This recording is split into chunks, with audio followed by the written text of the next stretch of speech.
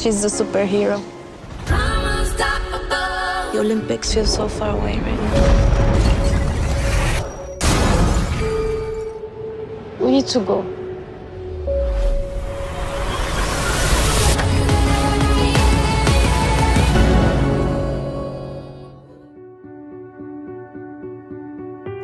The Swimmer mengikuti kisah nyata perjalanan hidup seorang atlet renang surya berusia 18 tahun bernama Yusra Mardini yang memperjuangkan hidup dan cita-citanya untuk menjadi seorang atlet renang profesional di tengah kekacauan yang sedang terjadi di negaranya.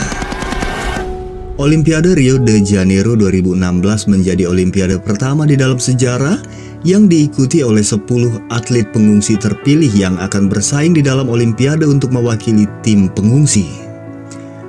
Tim ini merupakan bentuk solidaritas Komite Olimpiade dan PBB terhadap para pengungsi yang lari dari Sudan, Suriah, Kongo hingga Ethiopia. Di antara mereka nama Yusra Mardini menjadi sorotan karena dirinya berenang menyeberangi Laut Turki hingga ke Yunani setelah perahu motor yang ditumpanginya mengalami kerusakan. To swim.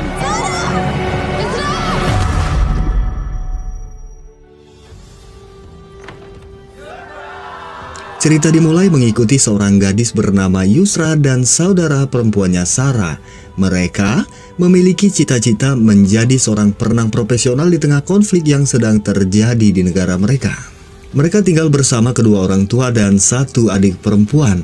Ayah mereka Ezad adalah seorang mantan atlet renang sekaligus pelatih renang mereka saat ini. Sampai 4 tahun kemudian pun kekacauan belum juga terhentikan, bahkan menjadi semakin parah. Karenanya, warga Suriah seakan telah terbiasa dengan keadaan. Mereka tetap beraktivitas seperti biasa seolah perang tidak pernah terjadi. Malam itu Yusra dan Sarah bersama Hala menghabiskan malam mereka bersenang-senang sebelum Yusra menyadari bahwa ribuan peluru dan bom melesat menghancurkan kota mereka. Keadaan tidak begitu baik, ditambah lagi saat Sarah mendapatkan kabar kalau salah satu teman mereka menjadi korban dalam peristiwa ledakan malam ini, sehingga kemudian mereka pun segera kembali ke rumah. Keesokan harinya bersama ayah yang juga berperan sebagai pelatih renang mereka, Yusra dan Sarah masih mengikuti latihan renang demi mewujudkan mimpi besar mereka untuk bisa mengikuti dan memenangkan Olimpiade mewakili negara mereka. Tapi keadaan tidak lagi berjalan kondusif saat dalam perjalanan pulang bus mereka diserang oleh sekelompok pemberontak bersenjata.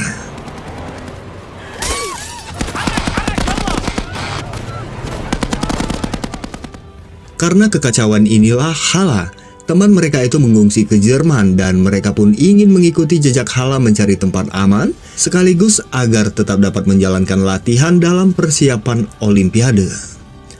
Tapi tentu saja itu tidaklah mudah karena negara Eropa tidak akan dengan mudah memberikan visa kepada warga negara Suriah. Ditambah lagi, menurut sang ayah, melewati jalur ke Eropa akan lebih berbahaya daripada berdiam diri di kota ini, dan tentu saja mereka akan terlantar di sana. Juga status mereka sebagai pengungsi akan mengakhiri karir renang dan mimpi profesional mereka. Ayahnya hanya meminta Yusra agar fokus pada tujuannya, dan Yusra pun melakukannya dengan sangat baik pada tahap seleksi. Tapi tiba-tiba saat itu terjadi ledakan yang menghancurkan atap kolam, membuat seluruh pengunjung panik dan berlarian keluar dari gedung. Lalu Sarah dan ayahnya segera mengeluarkan Yusra dari dalam air. Tak ada lagi tempat aman, karenanya agar tetap dapat mengikuti Olimpiade, mereka pun kembali merayu Ezad agar mengizinkan mereka untuk pergi ke Jerman. Mereka terpaksa berbohong dengan mengatakan kalau Nizar, sepupu mereka pun akan pergi ke Jerman dan mereka akan aman bersama Nizar. Sampai pada akhirnya dengan berat hati Ezad pun memberikan restu kepada anak-anak demi kebaikan mereka. Malam harinya, Yusra dan Sarah menceritakan hal itu kepada Nizar dan mengajaknya pergi ke Jerman agar mereka tidak ketahuan sedang berbohong oleh ayahnya. Pada awalnya Nizar cukup keberatan karena ia telah memiliki rencana untuk pergi ke Kanada. Tapi Yusra dan Sarah berhasil meyakinkannya sampai Nizar pun setuju untuk pergi ke Jerman bersama mereka. Dengan dibekali seamplop uang dan medali Olimpiade, Ezat melepaskan mereka dengan berpesan kepada Yusra agar selalu membawa nama negaranya untuk apapun yang ia perjuangkan. Singkat cerita, mereka pun memulai perjalanan ke Jerman dengan mengambil jalur melalui Turki. Setibanya di Turki, mereka pun segera mencari jalur selanjutnya sampai Nizar menemukan orang yang bisa menyelundupkan mereka sampai ke tepian pantai Lesbos Yunani. Jalur ini adalah jalur yang paling cepat untuk sampai ke Eropa. Lalu mereka pun menerima kesepakatan dengan membayar 2.000 euro untuk satu orang. Kemudian mereka pun diantar ke pinggiran pantai Turki dan bergabung bersama pengungsi lainnya dari berbagai negara seperti Afghanistan, Sudan, Kongo, dan Somalia. Di sanalah mereka berkenalan dengan pria Afghanistan bernama Emad, Sadat dan bayinya dari Eritrea, dan Bilal dari Somalia. Mereka bermalam di hutan tepian pantai Turki sampai situasi dirasa aman. Keesokan paginya saat mengetahui polisi pantai tidak sedang berjaga, pria itu kembali datang dengan perahu mesin yang akan membawa mereka ke pantai Lesbos Yunani. Tapi perahu kecil itu tidak akan cukup menampung mereka semua. Ditambah lagi, kondisi perahu yang banyak bekas tambalan tak cukup baik untuk keselamatan mereka. Sehingga seorang wanita yang tak ingin mengambil resiko pun membatalkan perjalanannya. Sedangkan Yusra, Sarah, dan Nizar tak memiliki pilihan lain. Mereka naik ke perahu bergabung bersama pengungsi lainnya. Dengan hanya dibekali baju pelampung, mereka dilepas begitu saja mengarungi lautan tanpa seorang pun kru yang ikut berlayar bersama mereka. Tanpa jaminan keselamatan dan resiko besar berada di depan mata mereka karena tidak semua penumpang bisa berenang. Ditambah lagi ombak besar dan beban berat yang membuat air terus masuk ke dalam perahu. Sehingga mereka pun harus bekerja keras menguras air dari dalam perahu. Cobaan mereka tak cukup sampai di situ. Mereka semakin panik saat mesin perahu tiba-tiba saja mati. Mereka tidak bisa berbuat banyak selain terus mencoba menghidupkan mesin. Sementara itu, air terus masuk ke dalam perahu sehingga mereka pun membuang semua barang bawaan untuk mengurangi beban, termasuk 4 medali Olimpiade milik ayah Yusra. Tapi itu belumlah cukup. Volume air terus bertambah membuat mereka sangat kewalahan. Suara-suara ketakutan dan tangisan bayi begitu menyayat hati. Sehingga Sarah pun berinisiatif untuk turun dari kapal demi mengurangi beban. Ia akan berenang dengan tali yang terikat ke perahu. Melihat itu, Yusra pun segera turun menyusul Sarah.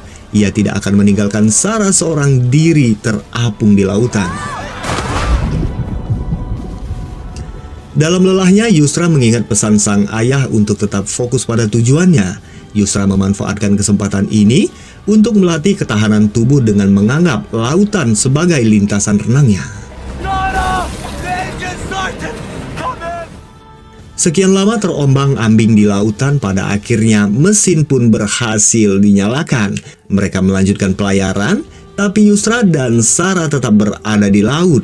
Sampai pagi menjelang, daratan telah berada di depan mata mereka. Perjuangan dan pengorbanan ini membawa mereka semua selamat sampai di Lesbos Yunani. Tapi mereka bukanlah kelompok pertama yang tiba di sana. Ternyata telah ribuan, bahkan puluhan ribu pengungsi telah terlebih dahulu tiba sebelum mereka. Mereka hanya berjalan tanpa tahu arah. Mereka lelah dan sangat kehausan, tapi warga setempat enggan membantu. Bahkan mereka terkesan menutup diri dari para pengungsi sampai mereka menemukan keran air di depan rumah warga.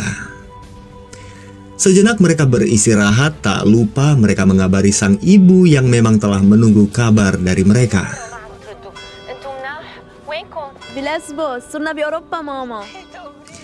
Kemudian, mereka pun melanjutkan perjalanan sampai menemukan camp yang memang disediakan untuk para pengungsi. Hanya sebentar berada di Yunani, kemudian berhari-hari mereka menghabiskan waktu berjalan menyusuri rel kereta api, melintasi Makedonia, Sampai di perbatasan Serbia-Hungaria, seorang laki-laki lokal datang menawarkan jasa untuk membawa mereka ke Hungaria tanpa kejaran polisi dengan imbalan sebesar 500 euro menggunakan mobil box. Tapi di tengah perjalanan, kelompok penipu itu menurunkan mereka di tempat sepi dataran Serbia yang tentu tidak mereka kenali. Sehingga mereka pun harus kembali berjalan melewati jalanan berlumpur hutan Serbia. Sampai ketika beristirahat di sebuah pondok, seorang wanita mendatangi mereka juga menawarkan jasa memfasilitasi perjalanan mereka ke Hungaria dengan biaya 800 euro. Mereka berangkat dengan 3 mobil, tapi wanita itu meminta agar setiap mobil setidaknya ada 1 orang yang bisa berbahasa Inggris, sehingga Sarah, Nizar, dan Yusra pun harus berpisah untuk mengisi 1 persatu mobil. Sarah! Yusra terlebih dahulu sampai di perbatasan Hungaria. Mereka menunggu hingga malam, sampai petugas meninggalkan lokasi barulah mereka memanjat pagar dengan tangga lalu menuju ke mobil yang memang telah dipersiapkan. Sedangkan Sarah bersama rombongannya kurang beruntung, mereka tertangkap oleh penjaga perbatasan. Sesampainya di lokasi penampungan, Yusra disambut oleh Nizar yang telah terlebih dahulu sampai.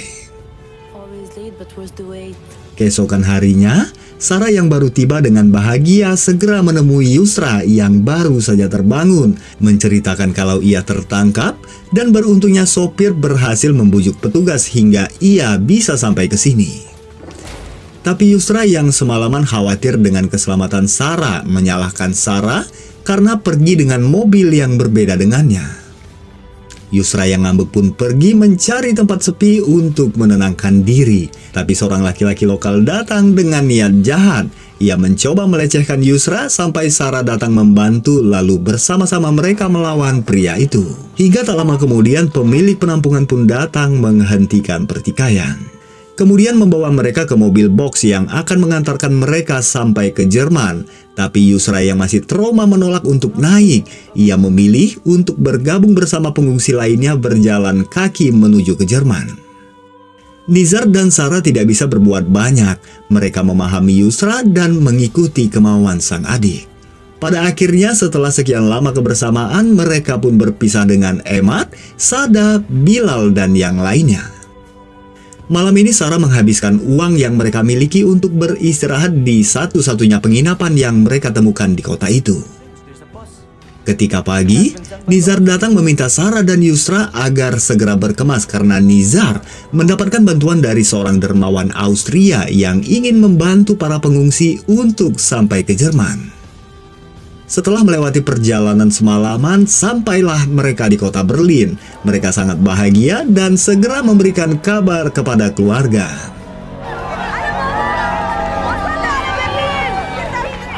Jerman menyambut para pengungsi dengan sopan dan memperlakukan mereka dengan sangat baik. Hanya sebentar setelah melengkapi dokumen, mereka ditempatkan di bilik pengungsi yang difasilitasi tanpa kekurangan apapun. Dengan segala keterbatasan, Yusra terus berlatih untuk menjaga kondisi tubuhnya agar tetap fit. Sampai Yusra menemukan lokasi klub renang di kota Berlin. Lalu mereka pun segera mendatangi klub renang tersebut yang dibina oleh seorang laki-laki bernama Sven. We both swam for our country in Syria, and I even competed in the World Championship.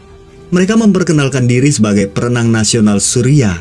Mereka datang untuk mendaftar agar bisa berlatih demi mempersiapkan diri untuk mengikuti Olimpiade mewakili negara Suriah. Thank you. Kepercayaan diri yang mereka tunjukkan membuat Sven cukup tertarik untuk menguji kemampuan mereka. Dan pembuktian membuat Sven tercengang seakan melihat 2 berlian datang dengan sendirinya kepadanya. Saat mengantarkan mereka pulang, Sven melihat kondisi pengungsian yang berisik tentulah tidak cukup nyaman bagi seorang atlet yang membutuhkan istirahat. Sehingga keesokan harinya, Sven membawa mereka ke mes kosong yang masih tersedia di klub renang. Sedangkan Nizar masih berada di kamp pengungsian. Hal ini membuat Nizar merasa cemburu dengan prestasi dan bakat yang dimiliki oleh kedua saudara sepupunya itu.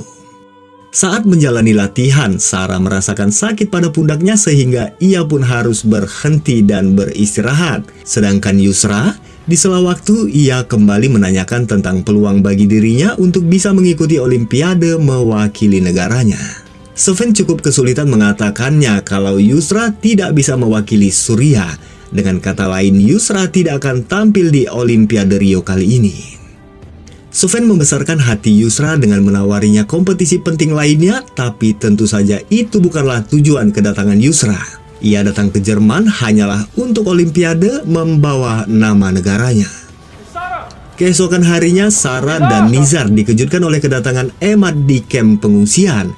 Tentu mereka sangat senang dengan pertemuan ini, terutama bagi Sarah. Emad berhasil sampai di Jerman setelah ia dan para pengungsi lainnya sempat ditolak melewati perbatasan. Mereka terpencar saat melarikan diri dan sampai saat ini Emad pun belum mendapatkan kabar apapun dari mereka.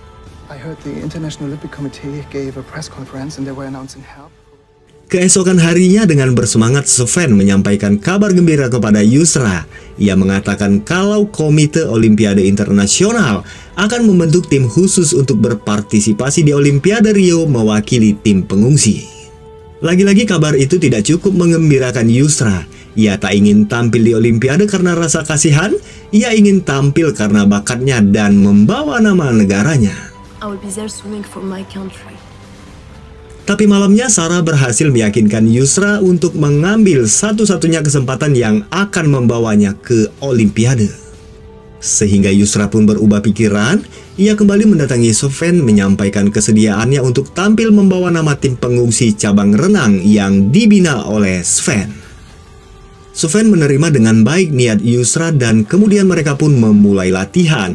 Mereka bekerja sama dengan keras sampai Yusra berhasil memecahkan rekor baru, sehingga Sven memastikan mereka akan berangkat ke Olimpiade. We're going to Rio. No.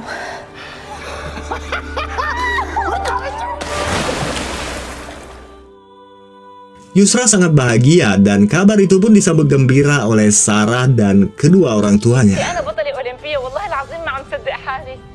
Siang itu Sarah pergi mengurus dokumen untuk mengajukan penyatuan keluarga mereka di Jerman. Tapi sayangnya petugas mengatakan kalau mereka tidak memfasilitasi penjemputan. Sehingga tentu kedua orang tua dan adiknya tidak akan sampai ke Jerman, kecuali mereka menempuh perjalanan pahit dan panjang seperti yang telah ia lakukan bersama Yusra. Sampai ketika Sarah mendapatkan pesan dari organisasi kemanusiaan yang mengajaknya bekerja sama untuk membantu para pengungsi di pantai Lesbos, Yunani, Sarah pun segera menerimanya. Sarah menyampaikan hal itu kepada Yusra. Ia akan pergi bersama Nizar untuk membantu para pengungsi dan menunggu jika saja ayah, ibu, dan adiknya melintasi lautan untuk mengungsi. Karena Sarah tak ingin keluarganya merasakan apa yang telah mereka rasakan.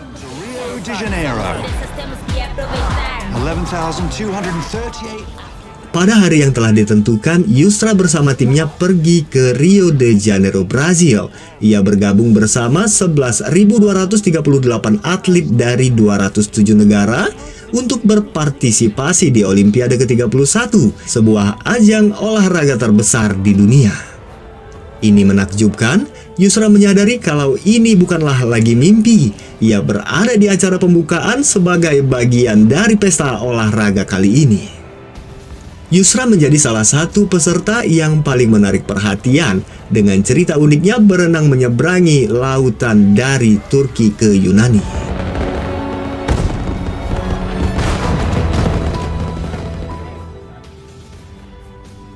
Saat sedang menyendiri, Yusra dikagetkan saat Sarah, saudara perempuannya itu datang ke Brazil untuk mendukung adiknya. Tentu kedatangan Sarah menjadi motivasi penting bagi Yusra. Dari jauh, tak lupa juga kedua orang tua dan adiknya pun memberikan semangat untuk Yusra. Terutama bagi Ezat, ini adalah suatu kebanggaan melihat putri kesayangannya tampil di TV dalam persaingan juara dengan atlet profesional lainnya. Sampai tibalah di hari saat Yusra akan tampil untuk meraih impiannya. Ia akan bersaing dalam lintasan 100 meter putri.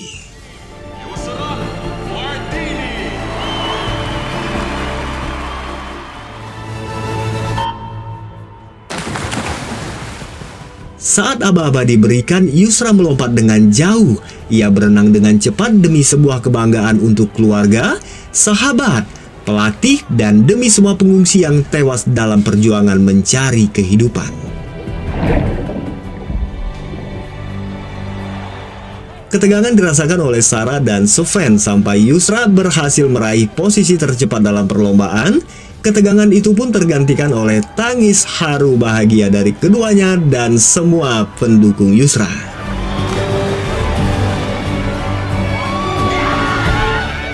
Di tahun itu juga keluarga Mardini lainnya menyeberangi lautan menuju ke Eropa. Saat ini mereka telah tinggal dan menetap di Berlin. Sementara itu Sarah melanjutkan niatnya kembali ke Lesbos untuk membantu para pengungsi berlabuh setiap hari. Tapi di tahun 2018, Sarah dan para koleganya ditahan oleh pihak berwenang Yunani atas tuduhan penyelundupan orang karena membantu pengungsi di Lesbos. Sehingga jika terbukti bersalah, Sarah akan dipenjara selama 20 tahun. Tapi beberapa pihak menyebut tuduhan tersebut bermotif politik. Itu tidak adil dan sangat tidak berdasar. Sedangkan Yusra Mardini kembali ikut berkompetisi di Olimpiade Tokyo pada tahun 2020. Dan Yusra, ia memilih berenang untuk tim Olimpiade Pengungsi. Saat ini Yusra telah menjadi duta persahabatan UNHCR dan suara bagi pengungsi di seluruh dunia. Sekian dari saya. Mohon maaf untuk segala kekurangan dan kesalahan dalam hal penyebutan juga kata-kata terucap yang kurang berkenan di hati teman-teman semua. Akhir kata saya Dev, pamit undur diri dan sampai jumpa di alur cerita film selanjutnya.